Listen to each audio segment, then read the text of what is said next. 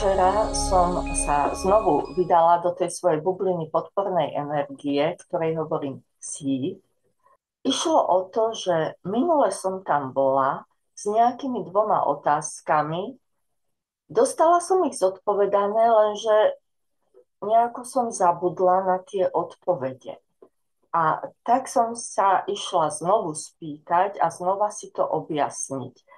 Neviem, že či je to tým, že proste nemám dostatok osobnej energie na to, aby som si niektoré odpovede pamätala, ale je to tak, že položila som dve otázky, dostala som dve odpovede, ráno som ešte ako tak vedela, aké to boli dve odpovede a teraz už si pamätám zase len jednu z nich. Je to dosť frustrujúce, nuž, ale keď nemám dosť osobnej energie, inokedy budem mať viac. Takže dve otázky boli, z ktorých si samozrejme pamätám už len jednu. A tá bola daná situačne. Keď som naposledy bola za sí, tak ako som vstúpila, tak ku mne prišli a videla som dospelých aj deti. A to ma poprietlo. A začala som byť vo veľkom pozore, akože niečo tu nesedí, pretože minule mi povedali, že oni majú len dospelú podobu. Tak som sa ich pýtala, že ako je to možné, že vnímam ich aj ako deti. Že proste, čo tam tie decká hľadajú, inými slovami. No a ten môj sprievodca obvyklý mi vysvetlil jedno. Je to vec ľudského vnímania. Keď vnímam energiu, tak ju vnímam pocitovo. Dostanem sa do kontaktu s nejakou energiou a ono to vo mne vyvoláva nejaký pocit. A ten pocit sa u mňa spája s istým častým javom alebo s istou častou spomienkou. Jednoducho, keďže som človek a fungujem v svete hmoty, kde všetko je finitné a má nejakú formu, tak ja sa zahrabem v svojich spomienkach a k tej energii vyberiem nejaký taký protikus, ktorý ju reprezentuje. Ja neviem, kedysi babička napiekla fantastický koláčik a mne náramne chutnal a mohla som si dať, koľko som len chcela, bez toho, aby ma niekto kritizoval. A teraz dostanem presne túto energiu, že všetko je a je to nádherné a nemusím sa obmedzovať a môžem z toho čerpať, koľko len chcem.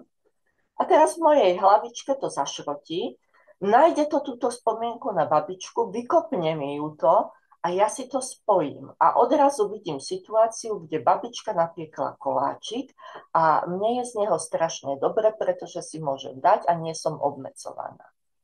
Lenže upozornili ma, že naše prvoplánové spomienky mávajú na seba potom ešte aj kontext naviazaný.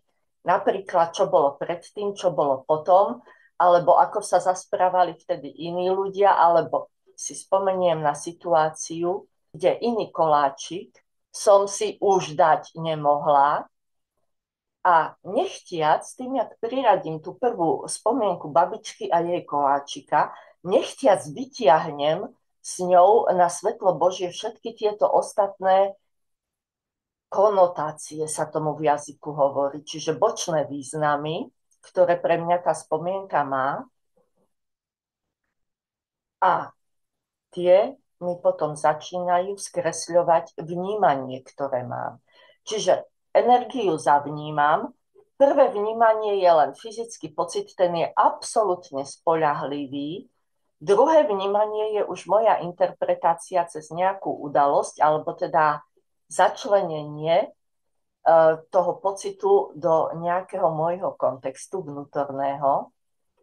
To už je trošičku obmedzujúce, pretože to postihuje len tie veci, ktoré v tej spomienke sú obsiahnuté. No a tretia úroveň je potom vytiahnutie všetkých bočných významov, bočných spomienok a bočných predsudkov a predpojatostí a očakávaní a tak ďalej. A tie už sú silno skresľujúce. Takže to, že ja som tam videla deti, bola vlastne už úroveň tretia, kedy z pocitu energie, ktorý je absolútne úžasný. Som si to dala do obrazu ľudia a všetko, čo s ľuďmi mám spojené v svojej hlave, odrazu vyplávalo na povrch. Našťastie nevyplávali tie zlí ľudia, takzvaní, vyplávali len dobrí ľudia, lenže u mňa ľudia sú akože rôzneho veku, rôznych pohlaví a tak ďalej. A tak som to tam krskla a odrazu sa mi to tam vyskytlo. Takže takto mi to vysvetlili.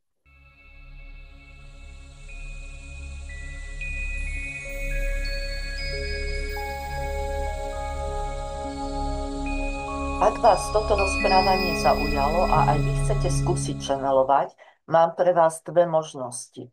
Buď priamo channeling, alebo šamanské putovanie, ktoré patrí skôr do oblasti lucidného snívania a je prípravou na channelovanie pre tých, čo sú priveľmi zakotvení v realite alebo primálo dôverujú. Obe knihy vznikli na základe kurzov, čo som viedla a obsahujú všetky potrebné cvičenia a návody, aby ste to zvládli sami. Obe knihy nájdete na www.belangelo.sk. Z času na čas robievam aj kurzy. Informácie o týchto najbližších kurzoch zverejňujem na www.belangelo.sk alebo na eprakone.org.